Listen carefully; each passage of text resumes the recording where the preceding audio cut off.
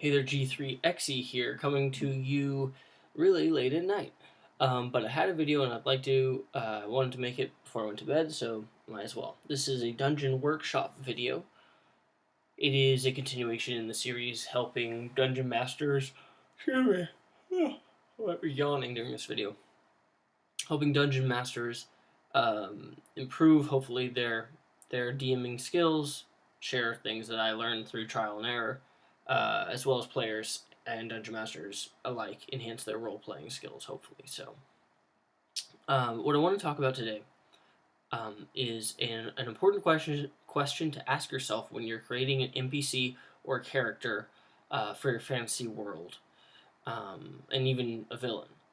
And that is the certain characteristic that I'm ascribing to this character, would it be best as due to the character's nature, their culture, or their individual self?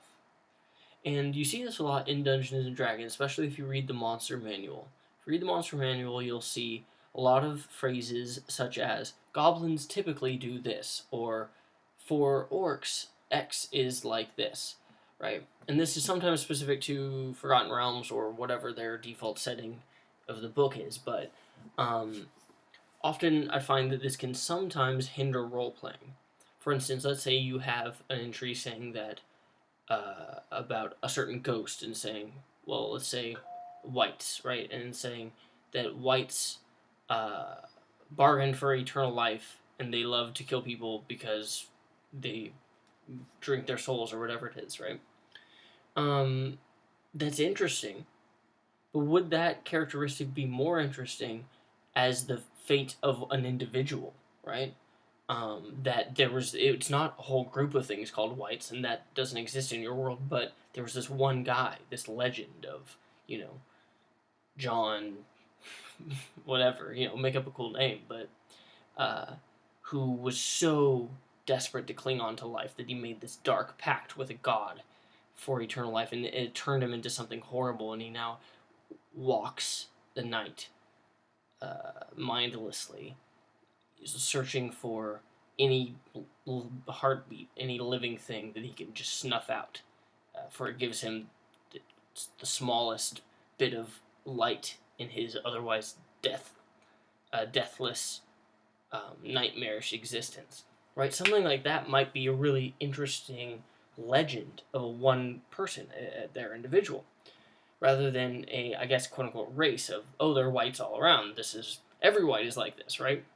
It kind of contributes to what I like to call the Pokemonization of the Dungeons and Dragons universe, which can be really harmful to role playing, I think, because critical to role playing is that exploration of the world and learning about it through the lens of your character. And nothing can really recreate that. And having this sort of pre-assumed rules for as to what X does and what X does, and troll, if you see a troll, kill it with fire, can kind of take away from that role play element. Um, and so maybe, again, troll and fire is another great example. Is that right now Dungeons and Dragons has that based on its nature. That trolls by their very nature loathe fire, right? But maybe in your setting, trolls are created by, um, let's say a hag that does a dark sacrament on a person, and that there's one specific troll, one specific person who loathes fire, kind of like the Hound in Game of Thrones, right? And so their weakness is fire, but other trolls have different weaknesses, and you have to go back into the history of the person before they were turned into a troll to figure out how to defeat them. Otherwise, they regenerate, right? So, messing with those kind of elements can really make a change. Another great example is orcs, kind of a classic fantasy enemy. Um, and usually in the monster manual, they'll be described as pretty bloodthirsty. In more recent D&Ds, they kind of become more of maybe potentially you could play as one. Obviously they have the half orcs, but a lot of those attributes could be ascribed not to their nature as orcs, but as their culture. And perhaps in your setting, there are tons of different types of orcs, just like there are tons of different types of people in the real world, like the vastly different cultures, right? So some orc cultures might be that stereotypical nomadic warband Mongol type feel, where others might have these beautiful artisan cities with beautiful architecture, where they have, you know, like art districts and magnificent trade ships and galleons that parade through the ports of the Golden City, right? And stuff like that, changing the culture and saying, well, this is, or sorry, changing like the that those characteristics of orcs from the monster manual are no longer the nature of orcs, but a culture of orcs, right? So changing along those three kind of rungs can um, make your world, I feel like, more realistic and more interesting. You don't want to make, for instance, another example, Nothics are kind of like a D&D version of Gollum from Lord of the Rings. What made Gollum such an interesting character was his specific story, and that he was this one specific person. If there was a whole race of Gollums that lived under the ground, it would make him far less special, right? And far less memorable. So sometimes you want to take that to an individual. Sometimes you may want to take an attribute up to a nature and say, the attribute of, let's say, being very patient, right? And then you maybe want to say, no, in my setting, elves are by their nature more patient because their minds actually cognitively and physiologically experience time in a different manner, right? So you could even take it that way. The point is, it makes it different, makes it unique, and will share that kind of uniqueness and passion and storytelling with your table, with your group.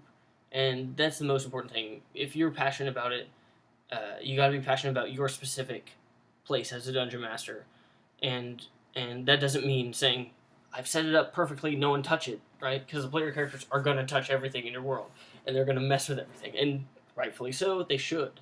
And in fact, they should have the most effect. Their actions should be the center of the story, and those actions should always have effects, both positive and negative.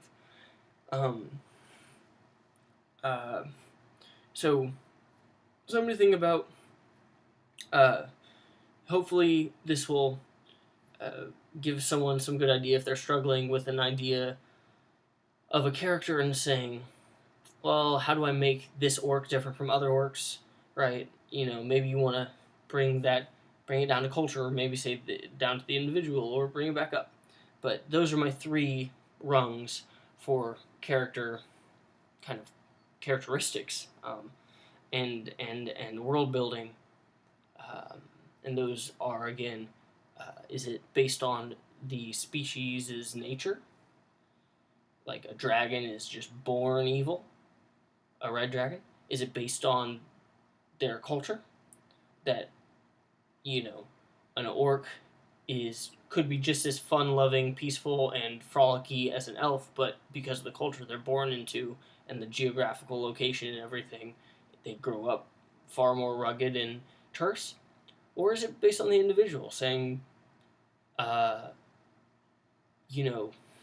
this particular character goes against all the other norms for their race and culture, and this is their backstory, and this is why they're unique. So, something interesting, hopefully, right at the 10-minute mark. I'm going to go to bed. See you in the next one.